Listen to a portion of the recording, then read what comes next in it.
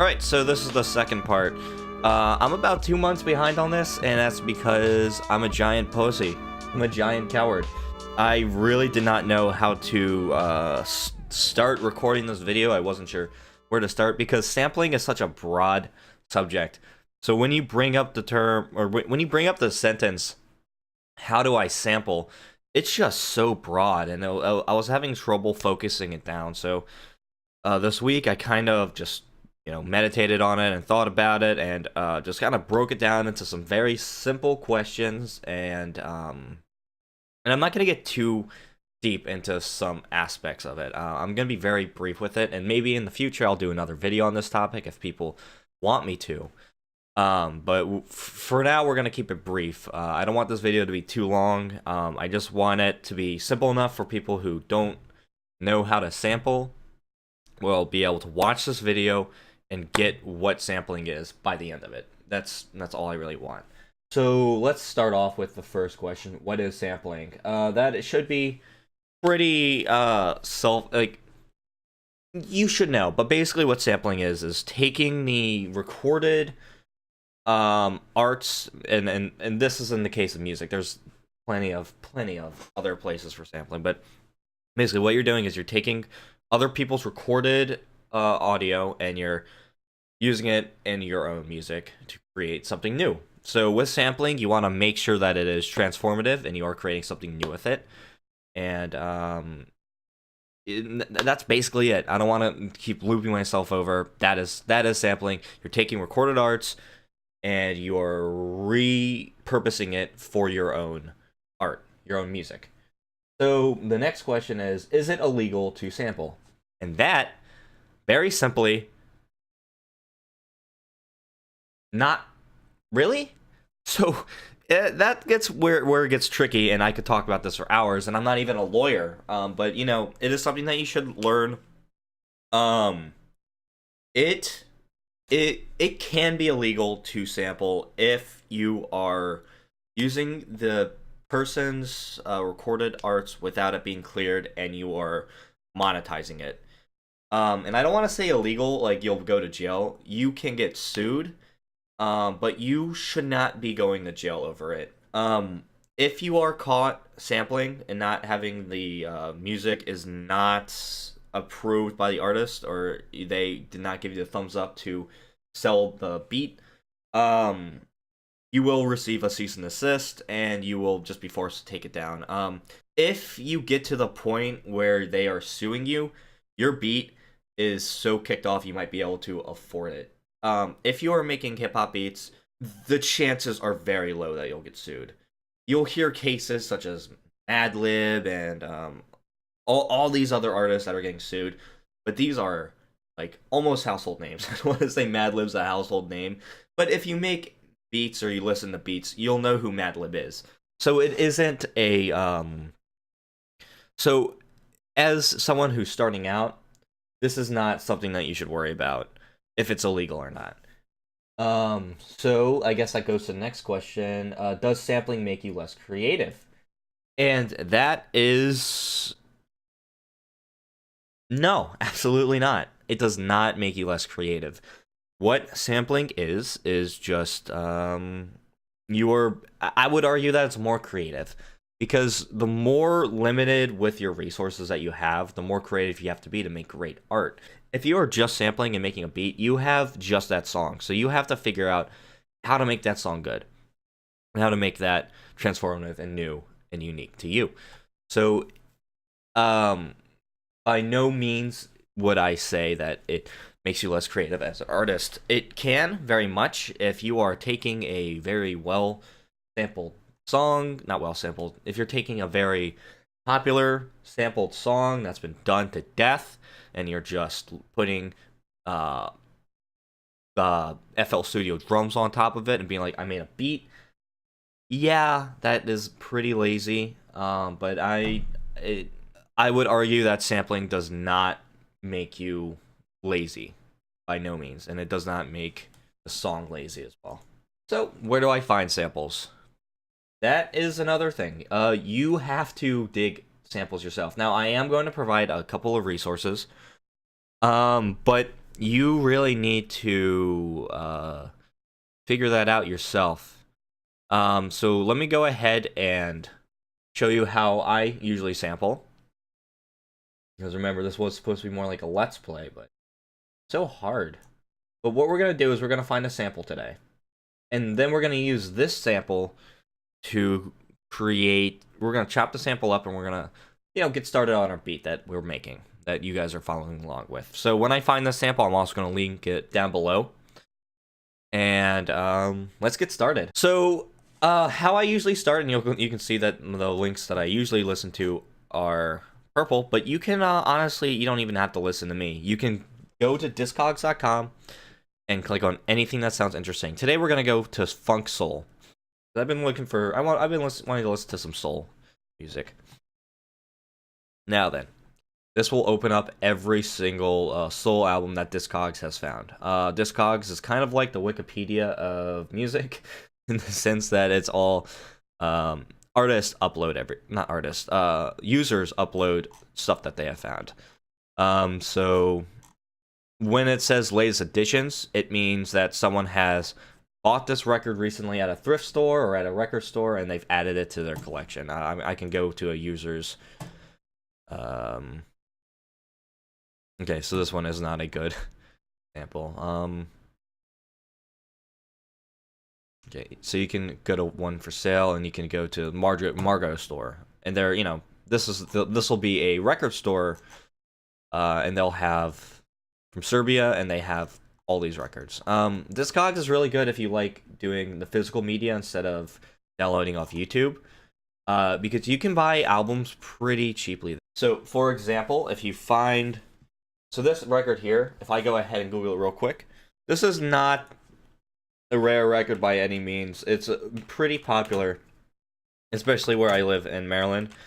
I have seen this specific album at least like 3 times in person, and I think the clips on YouTube of this album all have like 20,000. It's pretty popular, but it's also not very wanted. Like, people don't go after it as well. So you can find this specific album for about $1.75.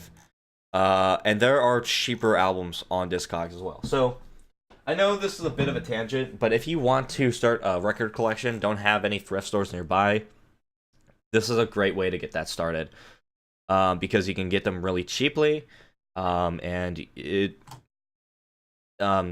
also a great way to search for it. So anyways, sorry for that tangent.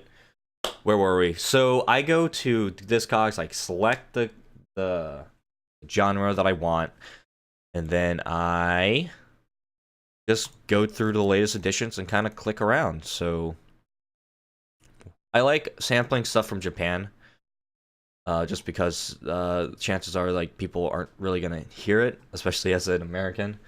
So and as I have probably also never heard of it. Some biggest hints that I can give when sampling is you want to look for stuff that I judge by the album cover, and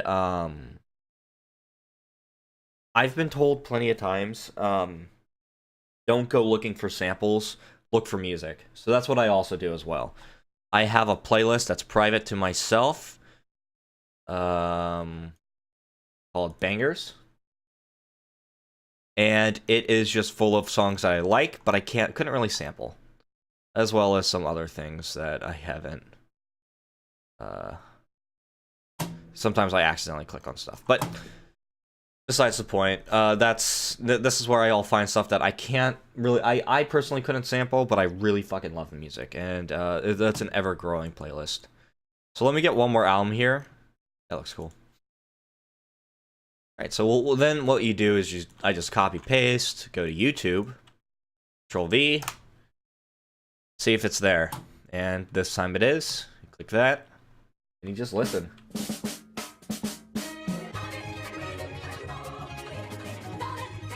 So I like that for a couple reasons. I do kind of work on drum, I like sampling off records to collect drums, put them in a drum pack. So this is a really good album. This song is probably gonna be good for that. Just that intro drum what's it called? So drum break. So I could chop that up. So I'll definitely be saving that. I will not, in this video series, I will not be going over drum breaks. It's just, and chopping them up. I might do that in the future, another time, but now that is not just something I want to do.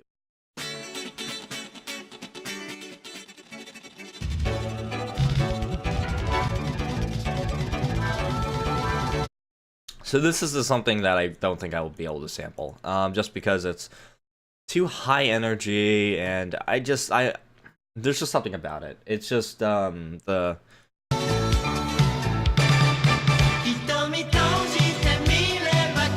So this is something I would add on to my bangers playlist. Private, no one else. I'm not sharing it. So we'll keep looking. Okay. Up. So anything like that, where you see views like that, I would listen to it. Obviously, I like looking for music. I like listening to music. But since I'm recording, I don't want to get striked. Especially since this channel is so new. I don't know if YouTube's so crazy right now. I just don't know if I'll get like absolutely just fucked over this. I should have noticed too. Otis Redding wrote it, although it was Australian. Interesting. All right. Anyways, we'll keep looking. So, and this can go on for hours. Honestly, I think when I'm working on an album, I will spend up to a week in time just listening to music, finding stuff, just looking for shit to sample. I know a couple of artists who, what they do is they'll spend months looking for music, they'll collect it into a playlist, and then they'll spend a day just making beats. And then they just, they collect a giant playlist, they get that ready, and then they just let loose. And I do that sometimes, but yeah. I just don't think it would work for me, because I'm very on and off. I can't sit down and do something for really just one thing at a time.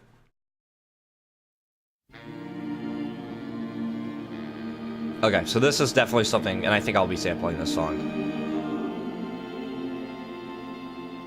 What is a teenager's prayer? Yep, I'll be sampling this. So this is the song that we'll sample. So what? So where do we go from here? How do I sample? How do you take this song and then download it so you can sample it? Well, there's a couple of ways. My preferred way is taking the URL here and going to YouTube MP3 converter. And then you just copy paste the video in here. And then there you go. It's ready to download. You click download. That'll open up a spam site. Don't click anything on that fucking site. I save it where my samples go. And just like that, I can drag and drop it into Ableton and get chopping. Technically, this is not legal, and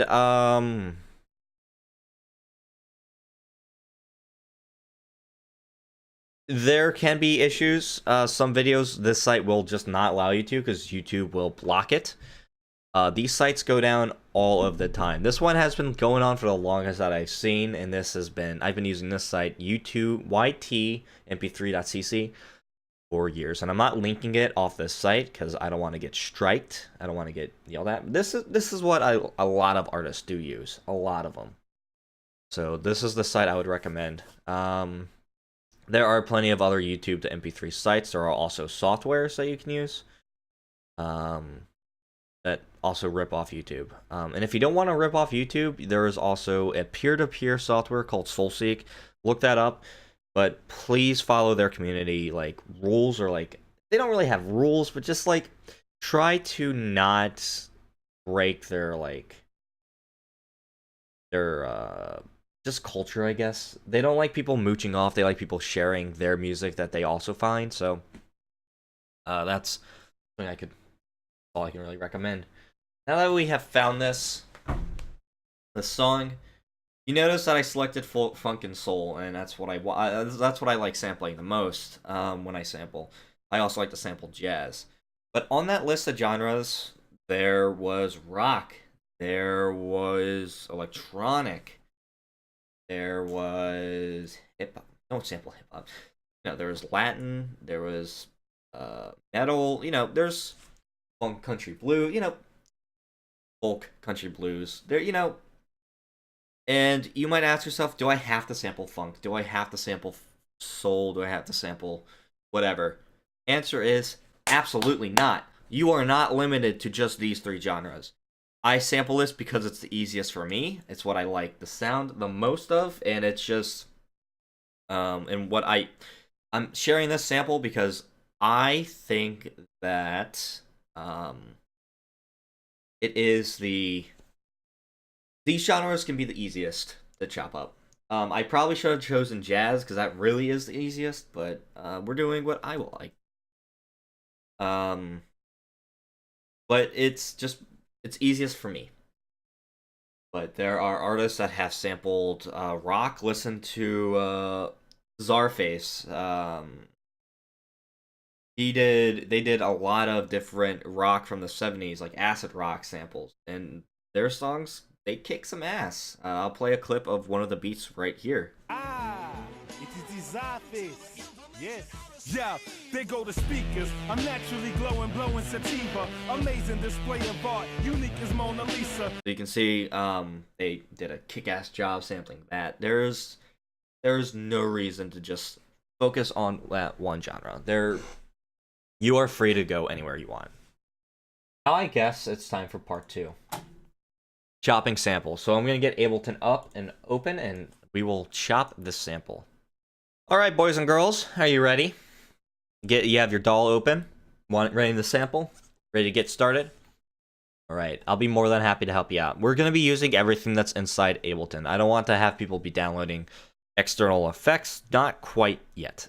Ableton comes stocked to the brim with fantastic plugins. You don't need to be looking at the Serrano sampler that they have. You don't have to be using Poise yet, which is the MPC style of sampler. We can just straight up use what they come in here with. And we are going to be using Simpler. Simpler is fantastic. I fucking love Simpler. Sampler is ancient, old, and I'm not a big fan of it. There are some cool things with it, but you'll see why I prefer Simpler. So let's go ahead and open up Simpler. You'll see here there are 3 different things. There's Classic, One Shot, and Slice. We're going to keep it on Slice. What Slice does is it chops up at certain points of the wave, and then you can chop freely as you go along. Now, this isn't the only way to sample, but this is my preferred way to sample. We'll also be going over playlist chopping, and later in this video, there'll be a timestamp here. If this doesn't seem appealing to you, you can just go ahead and go back here and click this timestamp. All right. So let's go ahead and drag our sample here.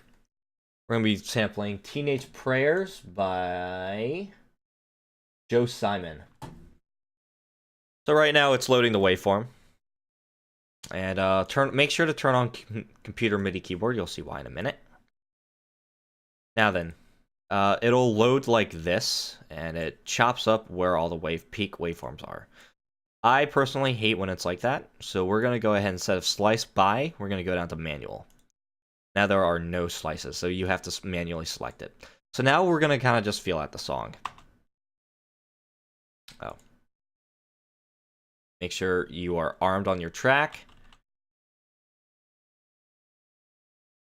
Your keyboard is tuned down to C0. You can tune up and down octaves by pressing Z and X. X is up, Z is down.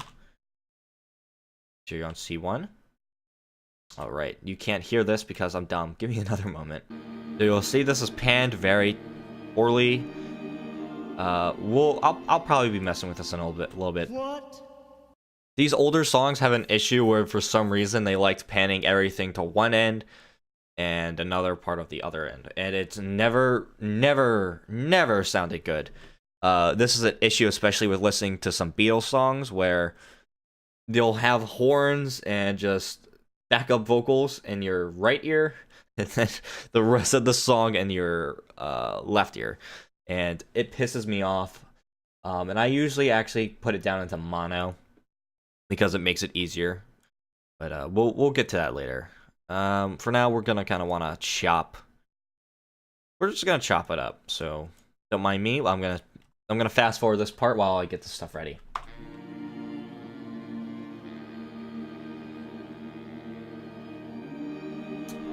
Oh, a few more things before I get started. Make sure warp is off and that your BPM is down to about 80, about between 75 and 85.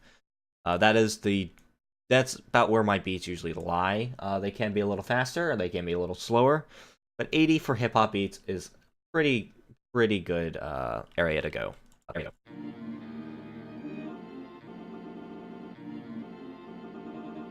What is a teenager's brain? What is a teenager's what?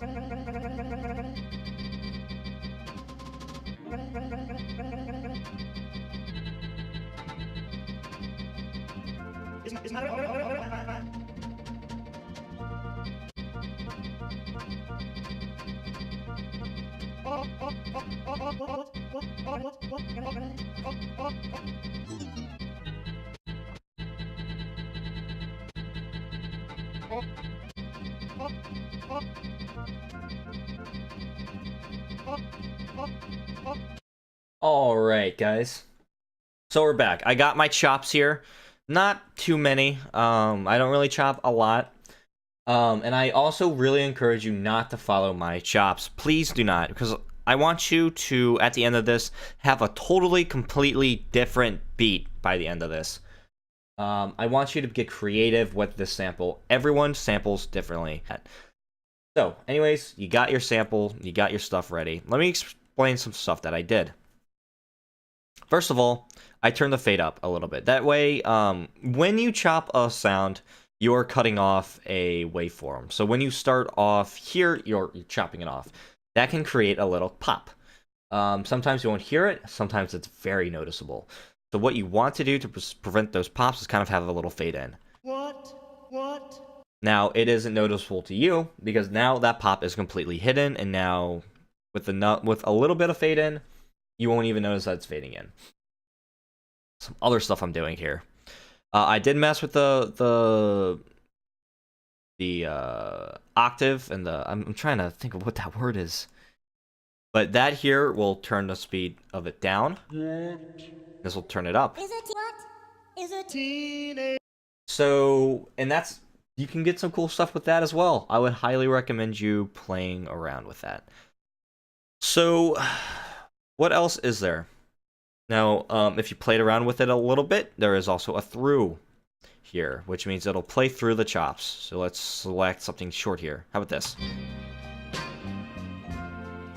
And without it,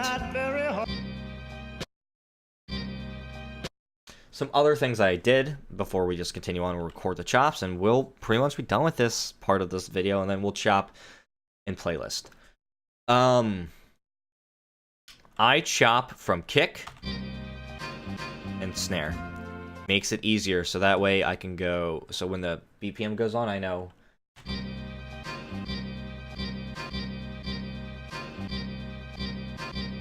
Now that's not the only thing you have to do. Like that, if I want to do a drum and bass. Wait, fuck, how's the drum and bass go?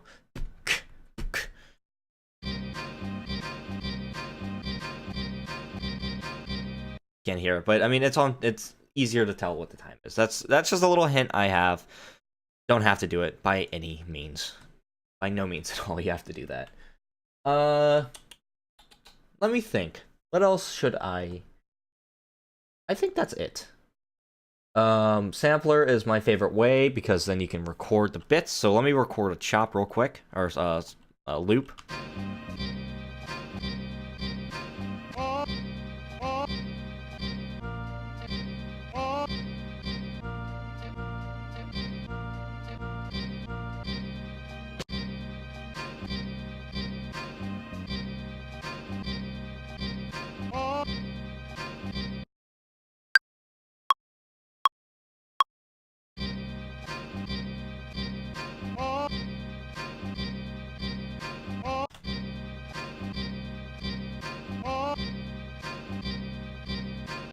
So it's a really simple loop that I have here. Now it's recorded onto our, fuck, what is this mode called? A little clip here. We went over it last video. I have the more technical terms there. I'm also going to go ahead and delete these things here. Don't need them. A waste of space. Now we only have the sample here. And also to keep it a little bit more organized, we'll put this as sample track. That is our track here. There you go. Now let's go ahead and do that again, but with playlist.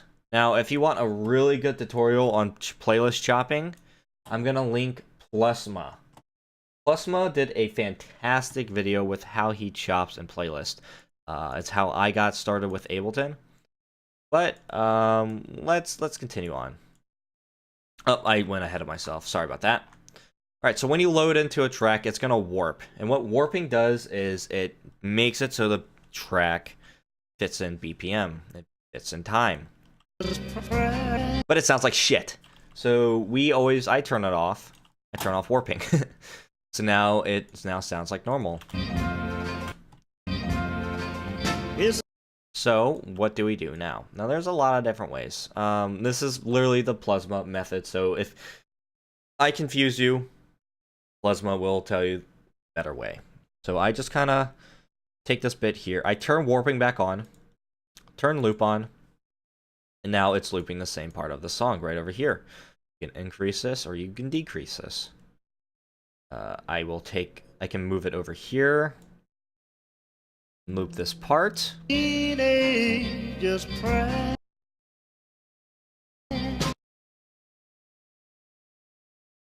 And then you just kind of click and drag. Oh, and this is looping too. I'm sorry, I had the other track on. I turned it off.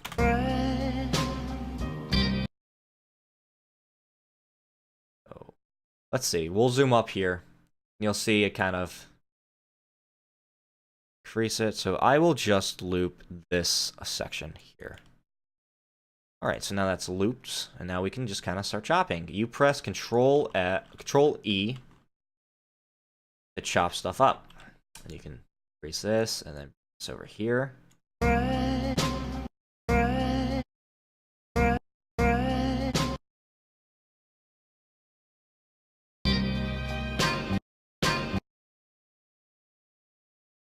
And we're going to try doing the same exact thing.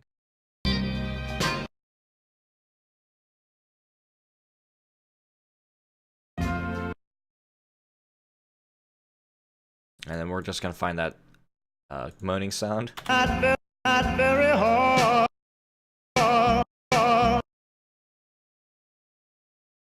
And then sometimes I'll bring it down here as well. It'll keep everything the same. So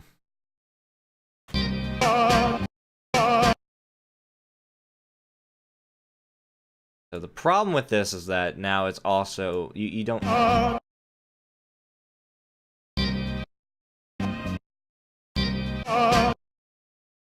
So the perks of chopping like this are you now have more control of what sounds slowed down and what does not. So you have more control of the notes. With Simpler, you do not have that option. So now I can turn this down here and it'll stay in tune. So if I want to turn you down, so I can go. And then instead of having this be -6, I can change this to -3, I guess. This is going to sound like shit, but I mean, I'm not using... This is just to show people. So you can do stuff like that. Again, not quite an expert with this. There's a lot of different... You can change the volume of it, so now you can have it be quieter, or you can have it be louder. But overall, this is not my preferred way of chopping by any means. It's not as fun. It's too controlled for my taste. Now, other people might enjoy it more, and there's no shame in that. But for the purposes of this video series, I will not be using the playlist method at all of chopping. And if you want to learn more about that, again, Plusma's video is down below. But that about covers this video. The next thing I'm gonna be doing is, where's my? I had a list of all the videos. All right, the next video is going to be drum pack, drum pack, motherfucker, drum packs, and recording drums, finding drums, and hints about that. Now then, from where we're here, you can very much do that on your own. You could, but I'm gonna stop this video here, and I'm gonna let you guys practice with the chopping. If you guys could just subscribe to me, comment down below what you want me to change about these lessons. If you have any questions at all, let me know. I'm also available on Twitter almost all the time because it's on my phone, and I am a degenerate scumbag. So you can always at me on Twitter, message me on Twitter. I think my DMs are still open. So with that said, you guys have a great day, and I cannot wait to teach you the next lesson.